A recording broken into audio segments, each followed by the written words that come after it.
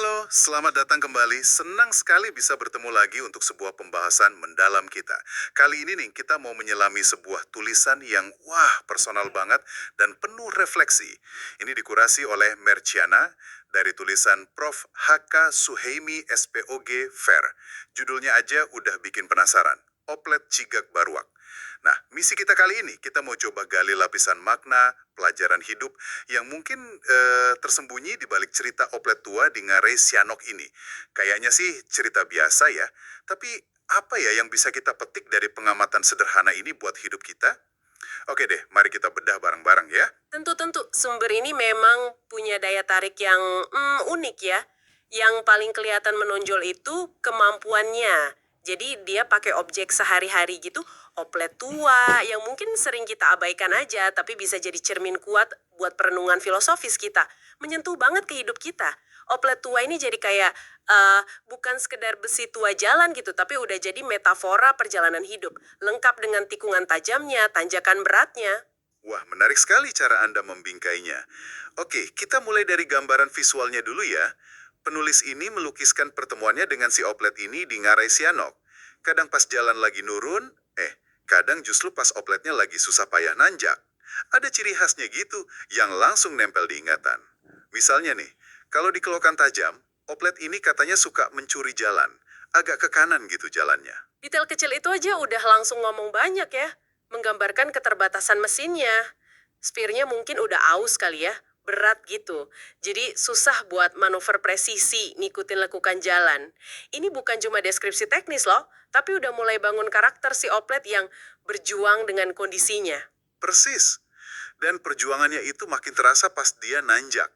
Penulis pakai kata-kata yang kuat banget. Raungannya terdengar memilukan. Bukan cuma suara mesin tua biasa, tapi kayak ada keluhan gitu. Ratapan dari dalam mesinnya. Hampir kayak nanya lirih. Kapan sih tanjakan ini selesai? Kita bisa ngerasain beban beratnya mesin uzur itu. Penggunaan kata memilukan itu efektif banget ya. Langsung bikin kita empati. Bukan cuma ke mesinnya, tapi ke sosok oplet itu sendiri yang rasanya kayak makhluk hidup yang kecapean. Benar. Dan kondisi fisiknya itu nambah kesan kepayahan itu. Opletnya keluaran tahun 1948 loh. Artinya udah lebih dari 40 tahun jalan pas tulisan ini dibuat. Jelas kelihatan tua, lelah, ringkih. Tapi ironisnya ya, justru pas kondisi gitu, dia terus dipaksa kerja. Kayaknya melampaui batas. Muatannya, selalu penuh sesak. Penulis bilang kayak ikan sarden dalam kaleng. Itu baru penumpangnya aja.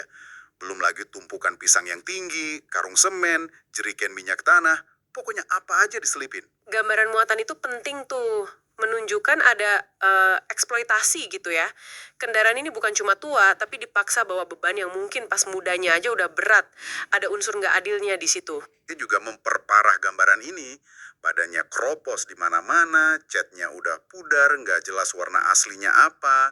Terus bannya tipis sampai benangnya kelihatan. Nah, ini kan ngeri banget ya kalau mikirin keselamatannya. Mesinnya juga sering banget panas, batuk-batuk gitu. Bayangin deh, usia udah senja, fisik rapuh gitu. Tapi medan yang dilewatin tiap hari itu Ngarai Sianok. Terkenal kan tanjakan curam sama kelokannya. Duh, kontras yang nyakitin antara kemampuan sama tuntutan. Dan kontras ini bawa kita ke dimensi lain dari cerita oplet ini, yaitu soal keterpinggirannya. Secara sosial, secara tempat gitu. Ada fakta yang cukup menyedihkan ya diungkap penulis. Oplet-oplet tua kayak si Cigak Barua ini ternyata udah nggak diizinin lagi masuk ke pusat kota. Wilayah operasinya dibatasi, cuma sampai pinggiran aja, di Simpang Bantolaweh. Batasi, kayak dibuang ke pinggiran gitu ya. Ini nambah sedih ceritanya ya. Tepat. Penulis secara jelas banget ngontrasin sama pemandangan di dalam kota. Di sana kan yang jalan oplet-oplet baru. Bersih, kinclong, jalannya mulus di aspal kota yang rata. Sementara si Cigak Baruak ini sama temen-temennya harus berjuang di rute pinggiran. Jalannya sering bolong-bolong, tanjakan terjal, aspalnya ngelupas.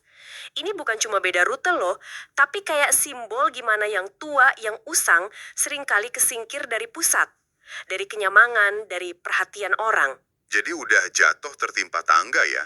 Udah tua, dipaksa kerja keras, rutenya pun lebih susah. Beban fisiknya jadi makin berat karena beban struktural kayak gini. Nah, Anda nangkepnya pas banget. Ditambah lagi beban muatan tadi kan, penumpang desak-desakan, sampai ada yang gelantungan di pintu. Penulis pakai kalimat yang kena banget. Oplet ini tak punya lagi kesempatan untuk berlapang-lapang. Frasa ini lebih dari sekedar deskripsi fisik loh.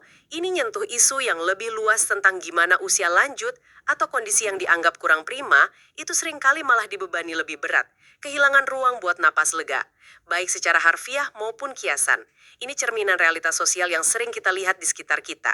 Makin kita bahas, makin terasa ya dalamnya cerita di balik oplet tua ini. Dan ada satu kejadian spesifik yang diceritain penulis, yang jadi kayak, puncak dari rasa iba itu. Dia lihat langsung ban oplet Cigak Baruak ini meledak. Dan itu pas lagi nanjak. Kebayang gak sih ngerinya? Suara letusan keras, duar gitu, pasti bikin semua kaget. Wah, momen yang pasti bikin trauma ya buat penumpang di dalamnya. Pasti, opletnya langsung oleng, miring gitu. Penulis gambarin jeritan takut para penumpang, terutama ibu-ibu, amai-amai, yang mungkin bawa pisang hasil kebun buat dijual ke pasar harapan ekonomi keluarga mereka kan. Tapi yang menarik nih, penulis ngaku hatinya itu kasihan, bukan cuma karena lihat penumpang takut. Rasa ibanya justru lebih dalam ke si oplet itu sendiri. Itu sudut pandang yang menarik. Kenapa justru ke opletnya? Penulis lihat oplet itu sebagai pihak yang paling menderita tapi dimanja. Dipaksa mikul beban yang jelas-jelas sudah lewat kapasitasnya. Beban yang mungkin harusnya nggak dia tanggung lagi di usia segitu. Ada semacam personifikasi di sini. Ngelihat oplet bukan cuma benda mati, tapi kayak makhluk yang lagi dizolimi sama keadaan dan tuntutan. Empati ke objek ini justru nunjukin dalamnya perasaan penulis. Betul, empati pada si oplet ini jadi kunci. Dan momen ban meledak itu jadi kayak titik balik gitu ya di ceritanya. Yang mendorong penulis buat mikirin lagi perjalanan hidup oplet ini. Ngebandingin kondisinya sekarang sama dulu. Iya, kontras yang tajam banget. Penulis ngajak kita bayangin masa-masa emasnya oplet ini, pas baru keluar pabrik atau tahun-tahun awal jalan. Pasti dirawat penuh cinta sama yang punya. Oli diganti rutin, bensin selalu bagus dan penuh, bodinya mungkin dicuci tiap hari sampai kinclong kena matahari. Mesinnya halus, bertenaga, siap jalan. Penumpang juga pasti beda diperlakukan. Mungkin dibatasi jumlahnya biar semua nyaman. Nggak ada tuh cerita muatan lebih kayak pisang setumpuk atau semen. Oplet ini mungkin jadi simbol status ya, kebanggaan gitu. Dielus-elus, dijaga baik-baik. Persis. Dan perbandingan ini nunjukin ironi yang pahit banget. Justru pas si oplet udah tua renta, fisiknya rapuh, tenaganya habis. Dia malah dipaksa kerja paling keras, ngangkut beban paling berat di medan paling sulit. Sementara pas muda dan kuat, dia nikmatin perawatan dan kondisi kerja yang jauh lebih enak. Nah, di titik inilah analogi dengan kehidupan manusia jadi begitu, gamblang dan gak bisa dihindari lagi, bukan? Sangat gamblang. Penulis nggak biarin pengamatan ini berhenti di cerita oplet Agia. Dia secara terang-terangan narik benang merahnya ke siklus hidup manusia. Dan ini bukan sekedar perbandingan biasa loh, tapi refleksi mendalam tentang pengalaman universal kita soal penuaan dan beban hidup. Pengamatan ini kena banget karena banyak dari kita atau orang di sekitar kita bisa ngerasain relevansinya. Gimana tepatnya analogi ini dibangun? Paralel apa aja yang ditarik? Paralel utamanya itu perbandingan fase hidup. Masa muda manusia disamain sama kondisi oplet pas baru dan bagus. Pas muda kan kita fisiknya kuat, otot kenceng, energi banyak, pikiran jernih. Rasanya bisa naklukin dunia, penuh potensi. Kayak oplet baru yang siap ngelibas jalanan. Terus fase tuanya, ya jelas, dihubungin ke kondisi oplet Cigak Baruak yang kita bahas tadi ya. Tepat, masa tua itu diibaratkan kayak oplet yang udah capek, rapuh, tenaganya kurang. Nah, tapi disinilah letak ironi yang disorot penulis, yang sering juga terjadi dalam hidup.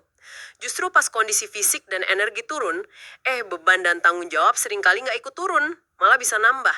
Ada beban keluarga, anak, cucu, tuntutan sosial, masalah kesehatan, tekanan ekonomi, kenangan lalu, macam-macam deh. Dan kadang-kadang, kayak oplet itu, kita juga mikul beban yang bukan punya kita ya. Masalah orang lain kita ikut nanggung. Itu poin menarik juga. Iya, penulis nyinggung itu.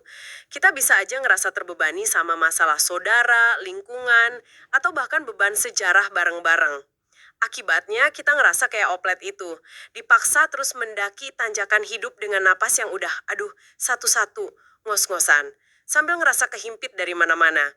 Yang bikin analogi ini kuat banget itu kemampuannya nangkep perasaan subjektif terbebani, capek eksistensial, sama terjebak tuntutan yang mungkin dialami banyak orang, apalagi pas masuk usia senja.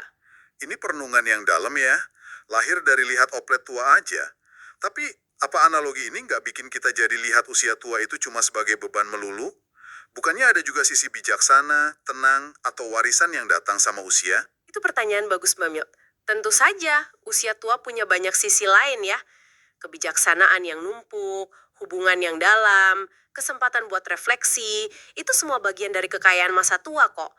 Tapi, fokus tulisan ini lewat metafora oplet cigak baruk memang secara khusus nyorot aspek perjuangan, kelelahan, dan beban yang seringkali nemenin penuaan. Apalagi dalam konteks sosial ekonomi tertentu. Penulis seolah mau ngingetin kita sama realitas beratnya menua buat sebagian orang, kayak si oplet itu. Ini bukan buat ngilangin aspek positifnya, tapi buat bangkitin kesadaran dan empati sama perjuangan yang mungkin gak selalu kelihatan. Paham, paham. Jadi fokusnya memang ke aspek tanjakan di ujung jalan itu ya. Dan dari kesadaran ini, penulis nawarin semacam bekal atau panduan gitu, ngutip nasihat bijak. Betul, penulis ngutip sebuah hadis Nabi Muhammad SAW yang terkenal banget dan relevan sekali sama konteks ini. Nasihat ini fungsinya kayak strategi pencegahan gitu, biar kita nggak berakhir kayak oplet yang kehabisan tenaga di tengah tanjakan tanpa siap-siap. Bisa diulang lagi poin-poin nasihatnya, biar lebih meresap. Ada 5 poin utama yang ditekankan. Pertama, gunakan masa mudamu sebelum datang masa tuamu. Artinya, selagi punya energi, vitalitas, pakai buat yang produktif, positif. Kedua, gunakan masa sehatmu sebelum datang sakitmu. Kesehatan itu modal utama kan, jangan disia-siain. Ketiga, gunakan masa kayamu atau berkecukupan sebelum datang miskinmu, kekurangan. Investasiin atau pakai rezeki dengan bijak selagi ada. Keempat, gunakan masa hidupmu sebelum datang matimu. Sadar hidup ini sementara, jadi dorong kita buat baik. Dan kelima, gunakan waktu luangmu sebelum datang waktu sempitmu. Jangan buang waktu, manfaatin buat kembangin diri atau ibadah. 5 pengingat yang kuat banget ya. Ini kayak prinsip manajemen sumber daya diri gitu ya. Ngelola aset kita, waktu, energi, sehat, harta, kesempatan. Selagi kita punya banyak, buat persiapan hadapi masa depan yang nggak pasti. Termasuk masa tua yang mungkin lebih berat. Tapi gimana ya kita nerjemahin ini jadi tindakan nyata? Gunakan masa muda misalnya. Bentuk konkretnya gimana biar kita beneran nabung buat tanjakan nanti? Nah, itu pertanyaan praktis yang bagus. Menggunakan masa muda itu bisa banyak artinya. Secara fisik, ya tentu jaga kesehatan, pola hidup sehat biar mesin badan kita nggak cepat rusak. Secara otak, terus belajar, nambah ilmu, skill yang relevan. Ini investasi buat masa depan kan? Secara duit, ya belajar ngelola keuangan, nabung, investasi sesuai kemampuan. Biar ada bantalan pas kita nggak seproduktif dulu. Secara sosial, bangun hubungan yang sehat yang mendukung. Dan secara spiritual, kuatin fondasi iman dan akhlak. Intinya sih jangan biarin potensi masa muda lewat gitu aja tanpa dioptimalkan buat bangun bekal di banyak sisi hidup.